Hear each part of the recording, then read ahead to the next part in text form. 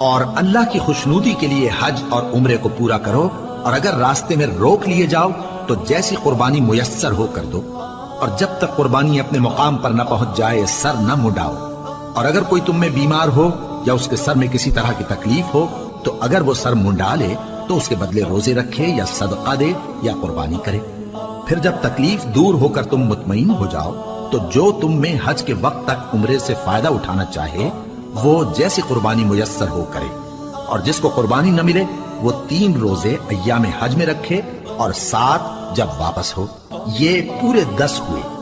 یہ حکم اس شخص کے لیے ہے جس کے اہل و عیال مکے میں نہ رہتے ہوں۔ اور اللہ سے ڈرتے رہو اور جان رکھو کہ اللہ سخت عذاب دینے والا ہے۔ حج کے مہینے معین ہیں جو معلوم ہیں، تو جو شخص ان مہینوں میں حج کی نیت کر لے تو حج کے دنوں میں نہ عورتوں سے اختلاط کرے، نہ کوئی برا کام کرے اور نہ کسی سے جھگڑے، اور جو نیک کام تم کرو گے وہ اللہ کو معلوم ہو جائے گا۔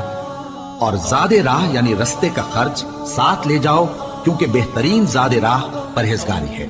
اور اے اہل عقل، مجھی سے ڈرتے رہو، اس کا تمہیں کچھ گناہ نہیں کہ حج کے دنوں میں بذریعہ تجارت اپنے پروردگار سے روزی طلب کرو۔ اور جب عرفات سے واپس ہونے لگو تو مشعر حرام یعنی مزدلفہ میں اللہ کا ذکر کرو، اور اس طرح ذکر کرو جس طرح اس نے تم کو سکھایا، اور اس سے پیشتر تم لوگ ان طریقوں سے محض ناواقف تھے۔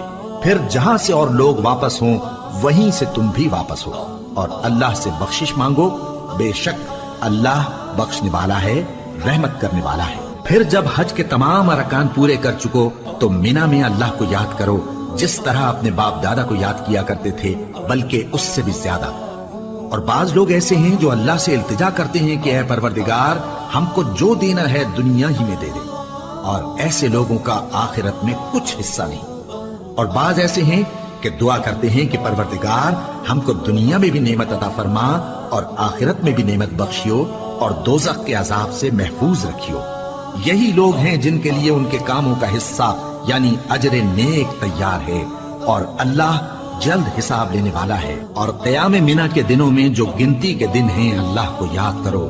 اگر کوئی جلدی کرے اور 2 ہی دن میں چل دے تو اس پر بھی کچھ گناہ نہیں، اور جو بات تک ٹھہرا رہے اس پر بھی کچھ گناہ نہیں۔